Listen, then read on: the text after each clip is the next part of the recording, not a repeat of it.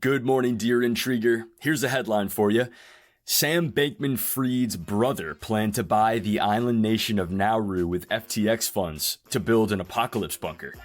On today's show, I'm joined by Intrigue co-founder John Fowler to discuss Elon Musk's space power and why Bolivia is worrying its neighbors. It's all coming up.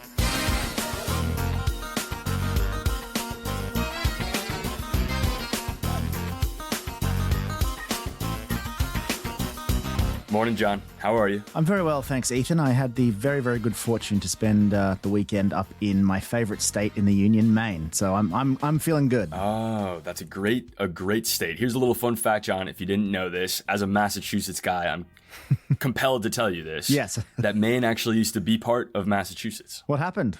It's a terrible tragedy. I'd rather not get into it. You let it go. You let the most beautiful state in the Union go. That's we mourn terrible. The loss of Maine every day. Yeah. Understandably.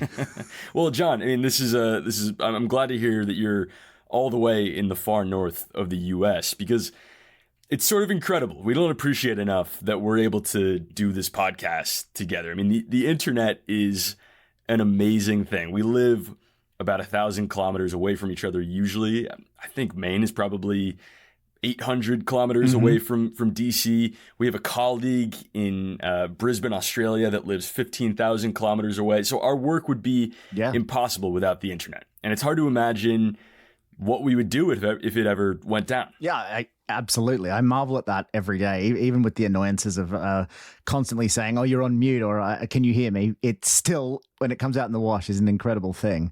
And I think it's true for, a lot of people now, just about everywhere.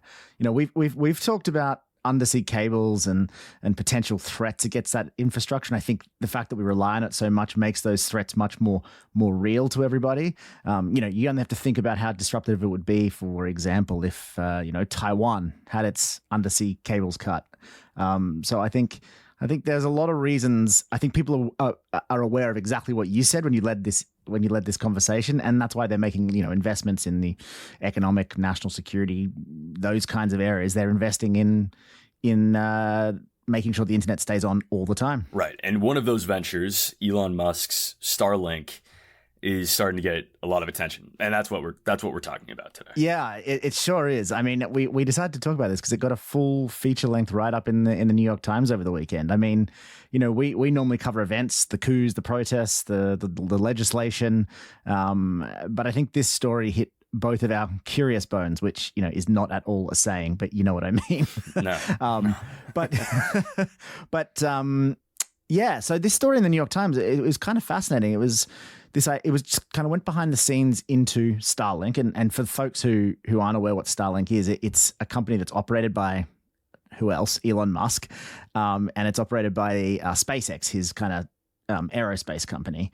And the idea is that they've built a ton of small, low orbital satellites. They've launched a ton of these through SpaceX, about the size of the sofa, these satellites. And they provide round-the-clock global internet service as they orbit the Earth. SpaceX started launching these satellites back in 2019, and there are currently over 4,500 of them. And I think Musk said he plans to send something like 40,000 up in the coming years. So he's just getting started. I got to tell you, it sounds like an amazing service. The tech blogger Ben Thompson, who I often talk about with you, Ethan, one of my favorite bloggers, he recently trialed it on a trip to the far Canadian north to see if he could work while he was on a camping trip.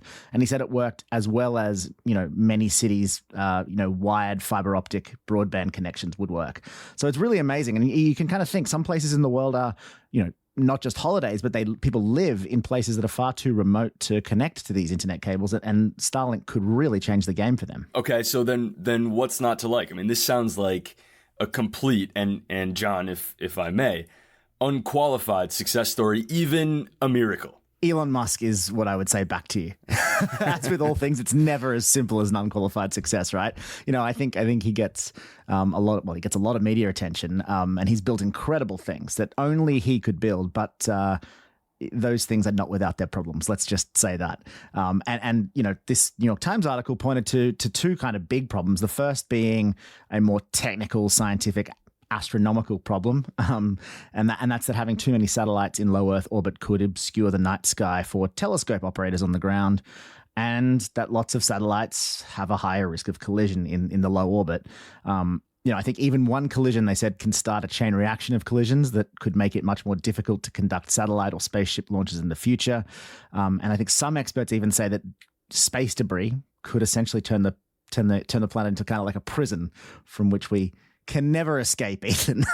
Jeez, John, that's kind of dark, isn't it? I mean, we're recording this on a Monday. I know. Can I at least get to Wednesday, Thursday? Let me get into the week a little bit. I know. I mean, look, I have no idea what I'm talking about on any of this kind of technical stuff. And those complaints do feel a little bit kind of, disastrous, kind of overly critical. But I figured I'd start with the existential danger first, Ethan, so we can get it out of the way and talk about international politics, which is the other problem that people are saying Starlink has. I think it's useful to go back to the start of the Ukraine war for this because, folks might remember that. And we're talking super early on in the days of Russia's full-scale invasion, a cyber attack took down almost all of Ukraine's internet access. Ukraine's digital minister actually appealed for help from Musk, and days later, a bunch of these Starlink terminals, which communicate with the satellites that we just talked about, they arrived in Ukraine. And it was a huge moment in the really early days of the war. Some reports now say that Ukraine's internet is now mostly accessed through Starlink, and Ukraine's war effort really wouldn't be possible without this service. I think there's just one example was that drone operators need it to coordinate the strikes that they're launching, and that the process of picking targets has fallen from 20 minutes to just 1 minute, according to this New York Times article using Starlink. So it's pretty incredible. Again, John, what's the issue here? I mean, it sounds like a problem for Russia, but what's not to like if you're Ukraine or one of Ukraine's backers? Right. Well, it just comes back to Elon Musk, the man in charge. Sorting out Elon Musk's kind of political views is not an easy thing to do, and I'm not even going to try to do it here. I think the problem is what consultants might call key man risk, right? Like, given Musk's mercurial politics, I'm not sure I'd feel great if I were, completely dependent on what Musk and Joe Rogan cook up after passing the bong around on a Friday night, if you know what I mean. I think the clearest example of that, to sort of not be too flippant, is last fall, I think it was, Musk proposed a peace plan. Some folks might remember that. The peace plan would have required Ukraine to give up large parts of its territory, including Crimea. And lots of people, including President Zelensky, called it pro-Russian. And according to the New York Times, and I actually didn't know this, but Musk essentially tried to pursue that plan, his idea for peace, by restricting Ukrainian access to Starlink in areas from which they could launch attacks against Crimea. That's a fairly overt sort of intervention in a foreign war. And I think the point here isn't whether you agree or not with Musk. It's just that's clearly too much power in one person's hands. So what's being done about this? I mean, how are governments mitigating the risk of outsourcing all of their internet needs to someone like, or not even someone like, how are they mitigating the risk of outsourcing all their internet needs to Elon Musk? Yeah. Right. Well, firstly, I think they're kind of trying to reduce their dependence by purchasing dedicated Starlink satellites for themselves and the terminals. The Pentagon purchased apparently 400 or 500 of those terminals and services that they say they'll have complete control over. And elsewhere, in the EU, for example, governments have set aside billions of dollars to build what they call a sovereign satellite constellation. But it's a big conundrum for policymakers, right? In Taiwan, to go back to Taiwan example, for instance, that their internet will almost certainly be taken offline if the Chinese were to invade. And Starlink would, just like it has been in Ukraine, would be a huge help. But Musk has major financial links to China. And if China ever did invade, I think he'd come under a lot of pressure to kind of turn off Taiwan's Starlink access. Right. In a way that he hasn't come under pressure from Russia. Right. I mean, yeah, exactly right. And so, the race is really on defined alternatives. And that means that there's a lot of uncertainty about where and when people will be able to access the internet. And clearly, Musk has a huge head start in kind of sticking satellites into space. Yeah, the article pointed out that Amazon launched its first two, or planned to launch its first two satellites, but those launches were canceled because of technical difficulties. Right. So he's got 4,500 in the air already. And plans to, 10x that. So yeah, exactly. I think ultimately I was going to say that I think it's just like another example of what we've called before on the podcast, the nationalization of tech and, the splintering of the internet.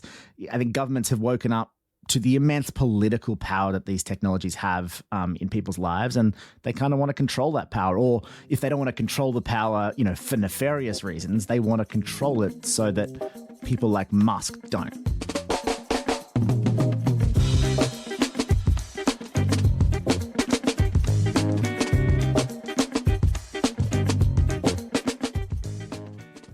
Today's show is sponsored by Roka. We really like newsletters, and we've got another recommendation that you've got to check out, The Current by Roka News. Here's what we like about it. It was founded by people who don't like the negative, partisan, and alarmist style of news. It favors facts over opinions, and it tells you what you need to know for the day so you can hold your own at happy hour. Check out the link in the show notes to learn more. All right, welcome back. So, John, mind if I kick it off today? I would love you to. Okay, then I think I just will. So I've been watching Bolivia rather closely over the past couple weeks. And John, here's a sample of just some of the headlines I've seen. There was headline, Russia gains a foothold in Bolivia with nuclear power plant. Headline, Bolivia says it is interested in obtaining Iranian drone technology to protect its borders. And headline, Bolivia to use China's yuan for trade in the latest challenge to US dollars. So this is all happening under a president named Luis Arce, aka Lucho, who comes from Bolivia's Socialist Party and served in the cabinet of famed President Evo Morales, who led Bolivia, I guess as kind of a quintessential anti-US Latin American leftist that we've come to know. He led Bolivia from 2006 to 2019. He railed against American hegemony in the region, brought Bolivia closer to Russia, Iran, and China. Well, despite the fact that you've clearly got a career ahead of you in reading headlines in major news channels, they're not overly surprising headlines, right? No, extra. Here's another one. They're not surprising, but yeah, here's the other one that I saw in recent weeks that shows how much this matters. Headline, Bolivia boosts lithium resources estimate, cementing spot as global leader. And John, headline, Bolivia taps China, Russia in bid to unlock huge lithium riches. We've talked plenty about lithium, how it helps power electric vehicles, solar panels, cell phones, probably Elon Musk's Starlink satellites. Perhaps his brain, we don't know. Honestly, worth looking into. It powers just about everything. So Bolivia will soon be a major economic player. I mean, not just in the region, but maybe around the world. We saw some of that early growth during Morales's rule. It's since tapered off a bit, but I think with these new lithium discoveries, Bolivia's set for a huge economic revival. And the fact that they're now the third South American country to conduct some trade in the Chinese yuan, and the fact that they're turning to Russia and Iran as economic and defense partners will certainly give policymakers in Washington, who are quite averse to foreign actors operating in the Western Hemisphere. I'd say so. It'll give them a good scare. Yeah, that would be, if I was a policymaker in DC, that would give me a lot of pause for thought. I think their lithium reserves are still pretty undeveloped, so there's time, I guess, for them to get their policy settings right, but it's something that, I hope they're watching. Let's put it that way. Yeah, there's a lot of potential reserves in Bolivia that are untapped. The U.S. has other partners in South America as part of this lithium triangle. There's Argentina and Chile, which they're a bit closer to, but I don't know if you saw this. Chilean President Gabriel Boric said that he was going to fast track Chile's transition to socialism, which, again, not something American policymakers are keen to hear. It's not going to go well down in DC, no. Yeah. What's on your mind, John? Yeah, well, you won't be surprised. Ukraine is kind of on my mind pretty much always at the moment, and I think it is for many folks in our audience. But there's three key developments that I think that are worth mentioning, and they're all kind of different, and they present different questions in a way. The first is that I think Ukraine seemed to take responsibility for several drone attacks in Moscow over the past few days. I'm sure folks will have seen the headlines of, buildings in Moscow being, light damage, but, decent damage from these drone attacks. And the interesting thing is that President Zelensky took responsibility, and he went so far as to say that the war is now going to start coming home to Russia, which is... Oh, wow. Yeah, and they've done this before, or allegedly they've done this before, but they've never said that. They've never made such an obvious statement of responsibility. And, I wonder, there's a couple of things. I wonder if it means that they're kind of slowly ramping up these kinds of attacks inside Russia in prelude to a missile attack, perhaps. Like kind of a frog in the boiling pot kind of thing, that if you do it slowly, then the reaction may not be as harsh. And, we know that Crimea is a huge goal, so maybe that's going to become more of a target for Ukraine in the near future. But the second development is that Ukraine seems to have had its first kind of tangible success in the counteroffensive that's been going on this summer. Or maybe a better way to phrase it is the first obvious media-friendly success. They retook the town of Staromayorsk, and again, that's my best effort at a Ukrainian town pronunciation. But it's near Zaporizhia, which is kind of in that eastern area of Ukraine. I think the key kind of lesson so far of this counteroffensive is that the Russians are defending very effectively with the time they had to prepare, with mines and booby traps and all this kind of stuff, which means experts say that the Ukrainian counteroffensive requires infantry to advance first, to kind of sweep the ground for these mines before the vehicles come through, which is kind of contributing to why it's been so slow over the summer. But I wonder whether this could be the start of some more breakthroughs. We've long said that the media was trying to turn this into an all or nothing summer for the Ukrainian kind of war effort. And I think the Ukrainians, just as I mentioned, have had a little bit of success pushing back against that narrative that it needs to be quick and decisive. I still think they want a couple of pretty decisive victories if they want to kind of rely on continued US support. Yeah. And what was the third thing that you wanted to note? I count two. Right. Well, yeah, it follows nicely on from that, actually. And, we don't do domestic politics here, Ethan, but US politics is global politics, for better or worse. And Donald Trump was active over the weekend, holding rallies and interviews. And in an interview to Fox, who else? Trump, he kind of sidestepped a question about whether he would continue to fund Ukraine. But he kind of suggested that he wouldn't, and he pointed fingers at the EU in classic fashion. I don't like quoting Donald Trump, but I'm going to because it's interesting. He said, I'd get the war settled, but money is number one. I'd tell Europe you're about 100 billion plus short. You got to pay because Europe is smiling all the way to the bank. Europe is doing very little compared to the United States. They should be the same number, if not more, and they get away with murder. Those were his words, and I didn't do bad accent. Yeah. I was going to say, I'm not going to do an impression because we After hours. Not hemorrhage listeners, exactly.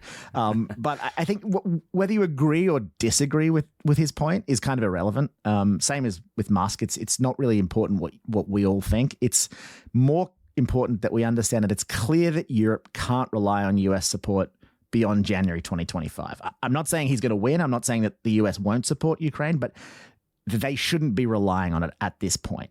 I think that means that they have to kind of grapple with a decision about whether they're going to take over the spending that the US might potentially withdraw, or they're going to have to push for an earlier peace in Ukraine. But on the other hand, in the Kremlin, Russia hears that and says, well, if we can just keep this war locked down in this kind of stalemate until January 2025 and cross our fingers that Trump gets elected, then everything could change. So for now, there's no change on that front, but there are some very, very interesting political dynamics playing out for sure. Yeah, and there's been a series of polling in recent days. One came out in the New York Times today that had Trump as the clear front runner, at least in the Republican field. So if it comes to a general election, we're going to see two very different visions of how the war in Ukraine should play out. Exactly, and that's why Europe needs to be prepared for all of those outcomes, right? Well, thanks, John. Talk to you soon. Thanks, Ethan. Appreciate it.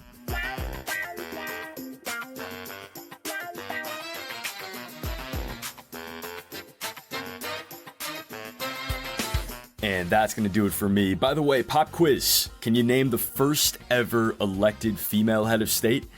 The answer might surprise you, so check out the International Intrigue newsletter to see who it was. In the meantime, I'm Ethan Plotkin.